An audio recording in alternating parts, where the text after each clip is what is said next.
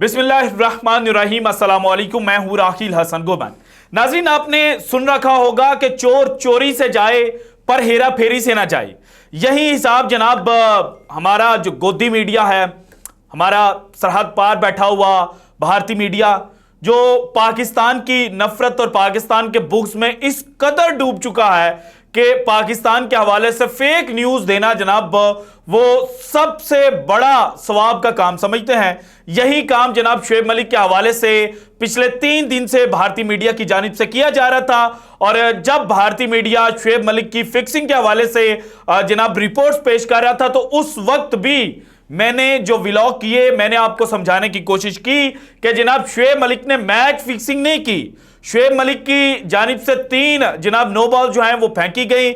इसके ऊपर जो भारतीय मीडिया है वो सिर्फ और सिर्फ प्रोपेगेंडा कर रहा है, इसके अलावा कुछ भी नहीं है। और आज सुबह जब मेरी आंख खुलती है तो जनाब एक नया शोशा जो है वो भारतीय मीडिया की जानिब से छोड़ा गया, और उसमें भारतीय मीडिया ने जनाब राग गलापते हुए ये कहा कि शुएब मलिक का जो कॉन्ट्रैक्ट था बीपीएल के साथ वो जनाब खत्म कर दिया गया है बारिशाल की जानिब से, फॉर्चून बारिशाल, जिसकी नुमाइंदगी शुएब मलिक कर रहे थे।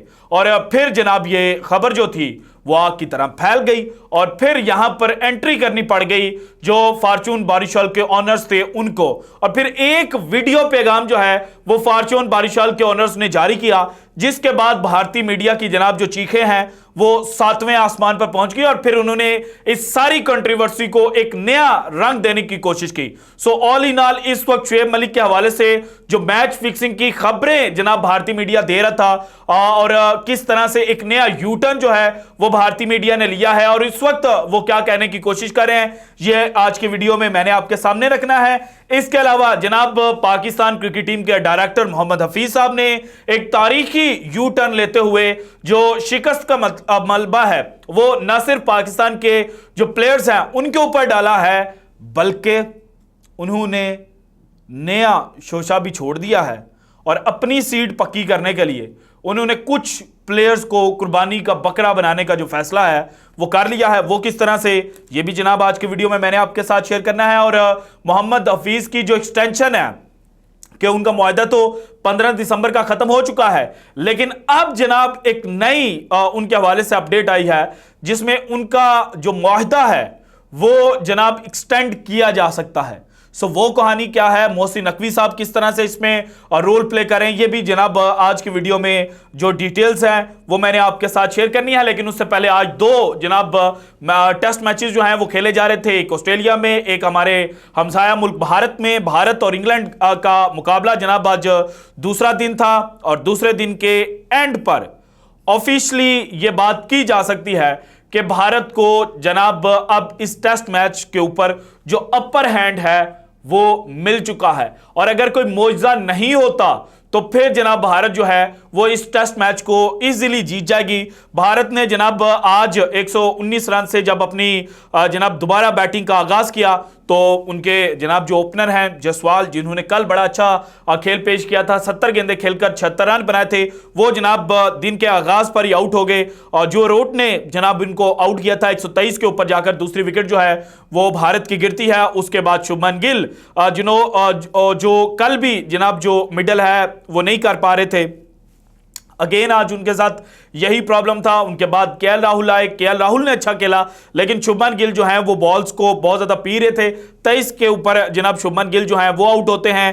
केएल राहुल जो हैं उन्होंने 86 रन स्कोर किए, 35 रन स्कोर किए। शराज अय्यर ने 81 पर इस वक्त नॉट आउट खड़े हैं जनाब रविंद्र जडेजा, और केएस भरत जो हैं उन्होंने जनाब 41 रन स्कोर किए, और रविचंद्रन अश्विन 1 रन के ऊपर जनाब रन आउट हुए। और इस वक्त सिराज जो अक्षर पटेल हैं वो जनाब 35 रन बनाकर नॉट आउट हैं, और जो भारत है उसने जनाब अपनी फर्स्ट इनिंग में 421 रन बना लिए हैं, जबकि 7 खिलाड़ी उनके आउट हुए हैं, और इनको जनाब जो लीड है वो 175 रन की मिल चुकी है, जो कि भारत के अंदर अगर आपको फर्स्ट इनिंग के अंदर 200 रन की लीड मिल जाती है तो फिर आप टेस्ट मैच जो है वो जीत जाते हैं। मास है इसके क्योंकि बहुत बड़ा जो मौजा है वो हो जाए। और अगर इंग्लिश बॉलिंग लाइनअप की बात की जाए तो टॉम हॉडली जो है उन्होंने 2 खिलाड़ियों को आउट किया, एक विकेट जो है वो जैक लीच ने हासिल की, एक ही रेहान अहमद ने, और 2 खिलाड़ियों को आउट किया जोए रूट ने।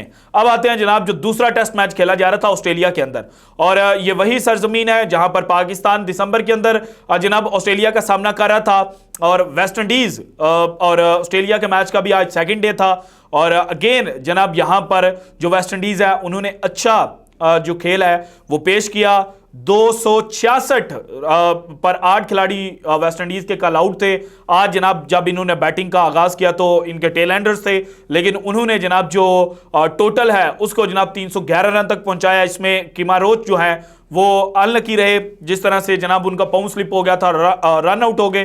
तो अगर वो रन आउट ना होते तो चीजें मजीद वेस्ट इंडीज के लिए बेहतर हो सकती थी। बहरहाल जनाब 311 रन जो हैं वो स्कोर किए टोटल जनाब वेस्ट इंडीज ने। और ऑस्ट्रेलिया की जानिब से बात की जाए तो मिचेल स्टार्क ने 4 खिलाड़ियों को आउट किया, 2 विकेट जॉश हेजलवुड ने हासिल की, 1 विकेट पैट कमिंस ने हासिल की, 2 विकेट नेथन लाइन ने, और Mitchell Marsh, Cameron Green, Marnus लैम्बिशर, ट्रेविस हेड जनाब ये जो चारों खिलाड़ी हैं ये जनाब विकेटलेस रहे। और उसके बाद जनाब वेस्ट इंडीज बॉलिंग का आगाज करते हैं। स्टीवन स्मिथ जो इस सीरीज में एज एन ओपनर प्रमोट किए गए हैं डेविड वार्नर की रिटायरमेंट के बाद, तो वो सिर्फ और सिर्फ 6 रन स्कोर कर पाए, जबकि मार्नस लैम्बिशर ने सिर्फ 3 रन स्कोर कर पाए, कैमरन ग्रीन ने 8 रन बनाए, और ट्रेविस हेड जो है वो 0 के ऊपर आउट हुए। और जनाब 24 के ऊपर 4 जो ऑस्ट्रेलियन खिलाड़ी थे वो आउट हो चुके थे। उसके बाद मिचेल मार्श और जो उस्मान ख्वाजा हैं उनके दरमियान एक छोटी सी पार्टनरशिप लगती है, लेकिन फिर 54 के ऊपर जाकर जो मिचेल मार्श हैं वो भी आउट हो जाते हैं। देन एलेक्स कैरी ने जनाब काउंटर अटैक करना शुरू किया, और कैरी और जो उस्मान ख्वाजा हैं जो कल test player of the year के लिए भी जनाब नामजद हुए और उनको मिला, तो उन्होंने जनाब अच्छी बैटिंग की। एलेक्स कैरी ने जनाब काउंटर अटैक किया और उन्होंने जनाब फ्रीली बेसबॉल तर्ज की क्रिकेट खेलना शुरू की। 49 गेंदों के ऊपर उन्होंने 65 रन जो हैं वो स्कोर किए। इसके बाद मिचेल स्टार्क जो हैं उन्होंने 2 रन बनाए, जबकि ऑस्ट्रेलियाई कप्तान पैट कमिंस ने 64 रन स्कोर किए, और नेथन लाइन ने भी 19 रन जो हैं वो स्कोर किए, जबकि उस्मान ख्वाजा जो हैं वो 75 रन बनाकर आउट हुए। और अगर जनाब वेस्ट इंडीज की बॉलिंग लाइनअप की बात की जाए तो किमारोच ने 3 खिलाड़ियों को आउट किया, जोसेफ ने 4 खिलाड़ी आउट किए, 1 विकेट मिली जनाब शमर जोसेफ को, और 1 ही विकेट मिली जनाब केवन सिंक्लेयर को। और इसके बाद जो ऑस्ट्रेलिया है उन्होंने चूंकि 289 के ऊपर जो अपनी इनिंग है वो डिक्लेयर कर दी थी, और उस डिक्लेयर करने का मकसद यह था कि जनाब जो वेस्ट इंडीज है उनको जनाब आज दिन के अख्ताम पर चंद ओवर जो हैं वो खेलने को मिल जाएं, और यहां पर जो विकेट है वो हम हासिल कर लें। तो जो ऑस्ट्रेलिया है वो अपने प्लान में सक्सेसफुल रहा, और जनाब जो चंद्रपॉल के बेटे हैं उनको जनाब आज ऑस्ट्रेलिया ने आउट कर दिया। 26 गेंदें खेलकर उन्होंने 4 रन स्कोर किए, जबकि ग्रेग ब्रैथवेट जो वेस्ट इंडीज के कप्तान हैं वो 3 रन बनाकर नॉट आउट है, और जॉश हेजलवुड ने जनाब चंद्रपोल की जो विकेट है वो हासिल की है, और 13 के ऊपर जनाब 1 खिलाड़ी वेस्ट इंडीज का आउट है। और पहले इनिंग की लीड की भी बात की जाए तो टोटल इस वक्त 35 रन जो वेस्ट इंडीज के हैं वो सेकेंड इनिंग के बन चुके हैं। सो 35 के ऊपर उनका 1 खिलाड़ी आउट है। अब आते हैं जनाब जो कंट्रोवर्सीज चल रही है। सबसे पहले शुएब मलिक की बात की जाए। शुएब मलिक के हवाले से पिछले 3-4 दिनों से, या यूं कहें कि जब से शुएब मलिक की तीसरी शादी हुई या सानिया मिर्जा से जब से उनकी डिवोर्स की खबर सामने आई है, तो उसके बाद से भारतीय मीडिया कहीं ना कहीं शुएब मलिक को मिलान करने की कोशिश कर रहा था। और यही बात जनाब मैंने अपनी पहली 2 वीडियोस के अंदर भी की, लेकिन हमारे कुछ दोस्त जो हैं वो बात को आधा सुनते हैं और गुस्सा कर जाते हैं। और जहां पर मैं बात कर रहा था कि इंडियन मीडिया की ये रिपोर्ट्स हैं, तो उन्होंने कहा कि शायद मैं कोई वर्डिक्ट जारी कर रहा हूं कि शुएब मलिक कोई मैच फिक्सर है।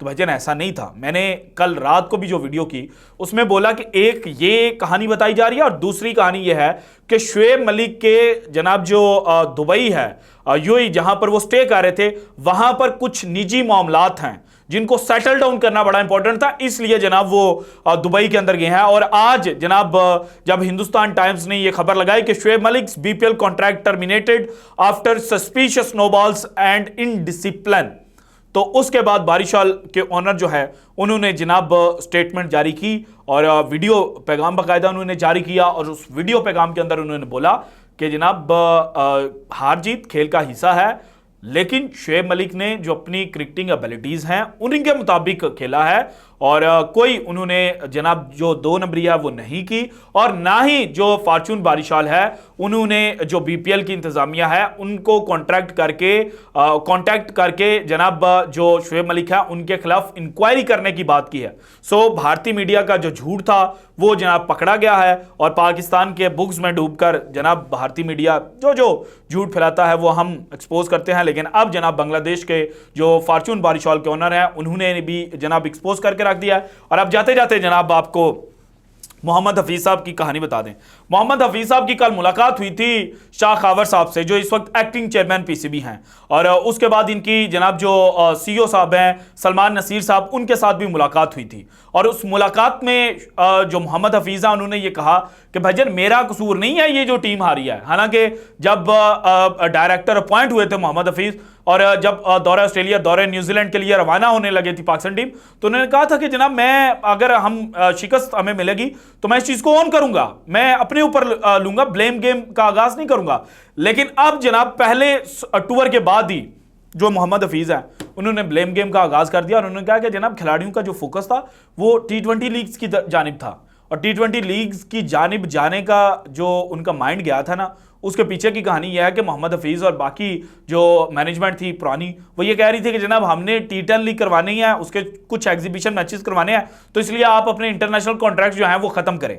तो खिलाड़ियों ने कहा हम क्यों करें, आपने हमसे पूछ के जनाब T10 लीग जो है वो रखी है और एग्जीबिशन मैचेस करवाने हैं, सो हमें पे कौन करेगा? हमारे इतने तगड़े तगड़े जनाब जो कॉन्ट्रैक्ट्स हैं उनको हम रद्दी की टोकरी में डालें, तो ऐसे तो नहीं होगा। और ये जनाब मोहम्मद हफीज और इनके जो पुराने बॉसेस हैं उन्होंने सारा कुछ जो खेल है वो शुरू किया था, और जब इस खेल में इनको नाकामी हुई तो फिर कहना शुरू कर दिया कि जनाब देखें हम सीरीज भी हार गए, हम जनाब T10 लीग भी नहीं करवा पाए, और खिलाड़ी जो थे उनका फोकस कहीं और पे था। आपने जनाब ड्यूरिंग वर्ल्ड कप खिलाड़ियों का फोकस कॉन्ट्रैक्ट की तरफ किया हुआ था और खिलाड़ियों के स्क्रीनशॉट लीक करवाते थे। ये पुरानी मैनेजमेंट यही काम कर रही थी, और अब जब शिकस्त मिली है तो कहा कि जनाब हम तो दूध के दूल्हे हैं, खिलाड़ी जो हैं वो कसूरवार हैं। तो मोहम्मद हफीज साहब आप फोन करें कि आपके एक्सपेरिमेंट नहीं चल सके, और जिन खिलाड़ियों के डी फोकस होने की बात आप कर रहे हैं तो जनाब उनमें कितने खिलाड़ी आपने पहले 2 मैचेस के अंदर खिलवाए थे, पहले दोनों मैचेस में आपको शिकस्त मिली। तो अल्टीमेटली बात यह है कि आपके जो जनाब एक्सपेरिमेंट थे वो फेल हुए हैं, आप ये बात करें। और कॉन्ट्रैक्ट की रही बात तो उसके हवाले से ये खबरें आ रही हैं कि अगर नजम सेठी साहब पीसीबी के जनाब करता धरता बनते तो फिर मोहम्मद हफीज का जो कॉन्ट्रैक्ट था वो एक्सटेंड नहीं होना था। लेकिन अब मोहसिन नकवी साहब के साथ कोई डील जो है वो चल रही है, और मोहसिन नकवी साहब जब ऑफिशियली चार्ज संभालेंगे तो उसके बाद जनाब मोहम्मद हफीज का जो कॉन्ट्रैक्ट है वो रीन्यू कर दिया जाएगा, और ये पाकिस्तान टीम के साथ एज अ डायरेक्टर काम करते हुए नजर आएंगे। So this is it from today's episode. अगर आपको वीडियो पसंद आई तो लाइक कीजिएगा, ज्यादा से ज्यादा शेयर कीजिएगा, अपनी कीमती राय का इजहार लाजमी कीजिएगा, और अगर आपने अभी तक चैनल को सब्सक्राइब नहीं किया तो कर दें। शुक्रिया, अल्लाह हाफिज।